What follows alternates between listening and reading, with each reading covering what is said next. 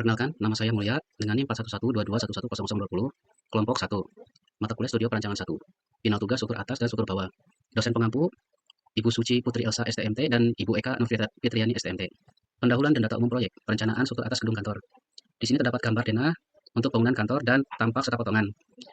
Fungsi bangunan yang kita pilih sebagai perkantoran, dengan jumlah lantai 4 lantai plus atap, dengan tinggi bangunan 18,2 meter, yang berlokasi di Jakarta, dengan sistem struktur SRPMK, Sistem Rangka Pemikul Momen Khusus. Dengan standar acuan SNI 2847 tahun 2019 beton struktural, kemudian SNI 1727 tahun 2020 ban minimum, lalu SNI 1726 tahun 2019 yaitu gempa.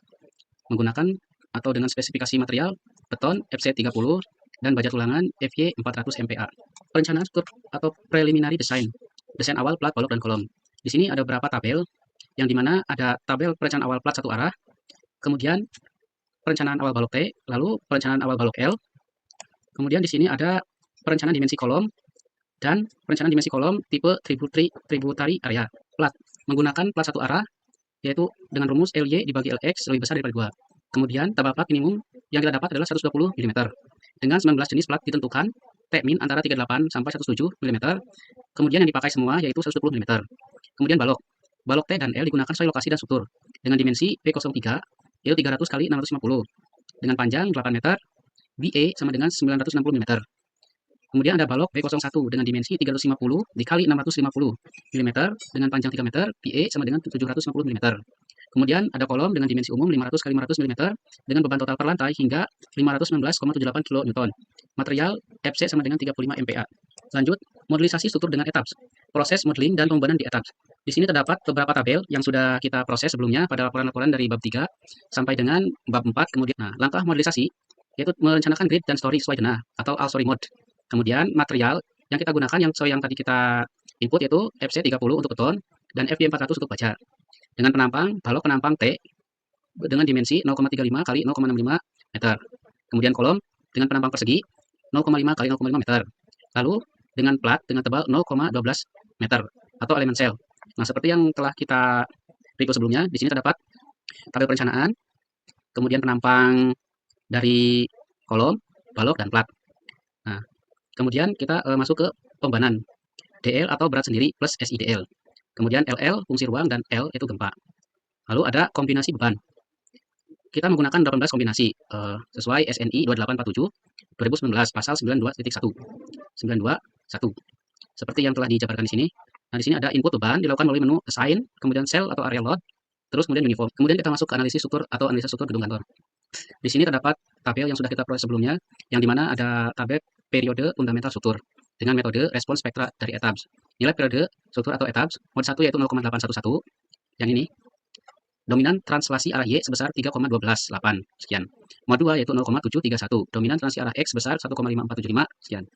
Periode dominan arah X yaitu 1,18 S, arah Y yaitu 1,547 S. Dan TA min yang kita dapatkan adalah 0,634 S, dan TA max sebesar 0,888 S. Sedangkan di TA ETABS, TA max gunakan TA max 0,88 yang paling maksimal. Kemudian gaya geser gempa. Parameter SNI 1726 tahun 2020 digunakan CS sama dengan SDS per R per I sama dengan 0,607 per 8 sama dengan 0,0758. Karena CS lebih besar daripada CS max, maka gunakan CS max di 0,090. Faktor skala dan simpangan antar lantai. Evaluasi respons struktur terhadap ban. Di sini terdapat beberapa tabel sebelumnya yang sudah kita input pada bab 4 dengan faktor skala gempa, yaitu kita dapatkan skala spek X akhir di 3,34. Kemudian faktor skala spek Y akhir yaitu di 3,32.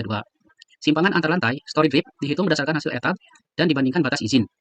Hasilnya adalah arah X lantai 2 tidak oke, grip melebihi batas, kemudian arah Y semua lantai oke. CD sama dengan 5,5, simpangan maksimum arah X sama dengan 82,13 mm pada lantai 2. Seperti yang tertera pada tabel seperti ini. Desain struktur, pada desain kolom, balok, dan plat. Kolom K1, dimensi 500 x 500 mm. Tulangan longitudinal didapatkan di sebelumnya. Desain struktur pada desain kolom, balok, dan plat. Seperti yang telah kita sebelumnya, di sini terdapat pemodelan untuk kolom, kemudian pemodelan untuk balok, dan pemodelan untuk plat. Pada kolom K1 berdimensi 500 mm didapatkan tulangan longitudinal 6, diameter 25, 6 tulangan pokok dengan diameter 25 mm. Tulangan sengkang didapatkan diameter 10 dengan jarak 160 mm dengan persentase tulangan 1,18%. Dinyatakan oke. Kemudian balok.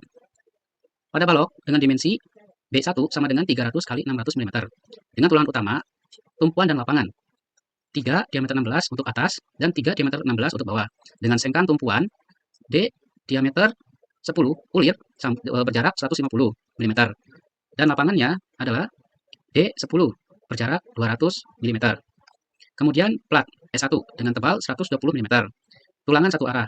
Vertikal D10 berjarak 200 dengan as 3140 mm persegi. Kemudian horizontal dengan diameter 10 berjarak 200.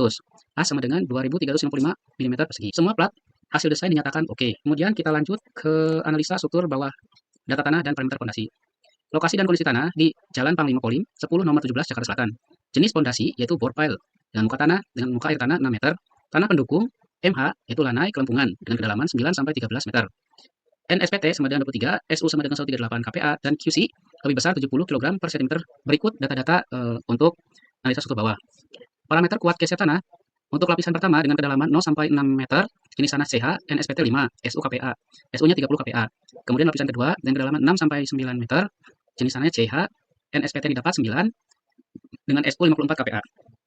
Lalu lapisan ketiga dengan kedalaman 9 sampai 13 meter, jenis MH dengan NSPT 23, SU 198 kPa. Analisa struktur bawah, desain fondasi dan kapasitas daya dukung. Spesifikasi fondasi berdiameter tiang 60 cm, panjang tiang 13 meter, dan faktor keamanan 2,5. Adhesi alfa 0,5, tiup fondasi borpel. Dengan daya dukung ujung 1150,56 kN. QS atau selimut dari SU dan alfa. QU total sama dengan QP plus QS. QAL sama dengan QU bagi 2,5 dengan penurunan settlement kurang lebih di 11,7 cm. Berikut data-data yang kita peroleh untuk laporan.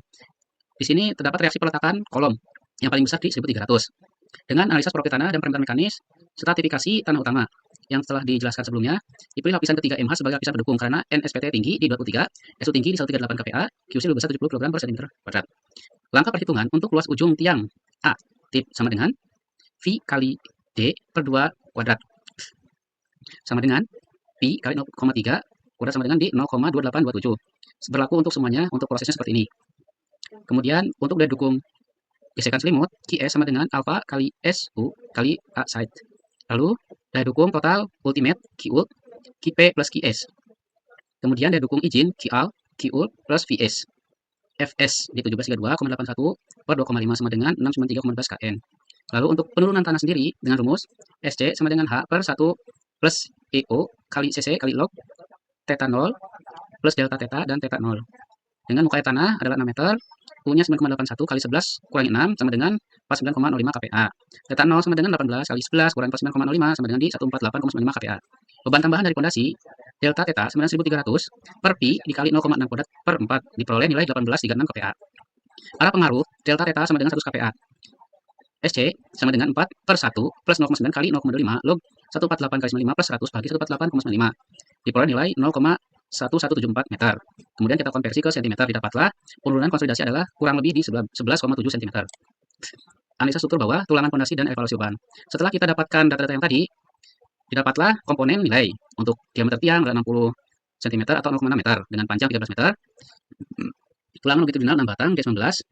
Luas 1 batang D19 sama dengan 2835 cm kuadrat. Total as 6 kali 2835. Kemudian kuat tarik baja adalah di 400 MPa, kuat tekan beton di 25 MPa, clear copper di 5 cm, pi lentur sama dengan 0,9. Didapatlah pelcap 2 tiang ukuran 1,8 x 1,8 meter dengan tebal 60 cm dengan tulangan bawah 10 diameter 19, kemudian tulangan atas 5 D19 dengan cover 5 cm, jarak antar batang maksimal 150 mm. Kemudian bore pile dengan tulangan longitudinal 6 batang, spiral test 810 berjarak 150 mm dengan kekuatan lentur rencana PMN 314,65 kNm.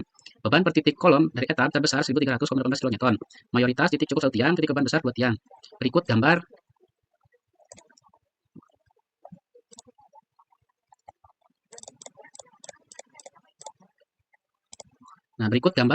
dari desain yang kita peroleh.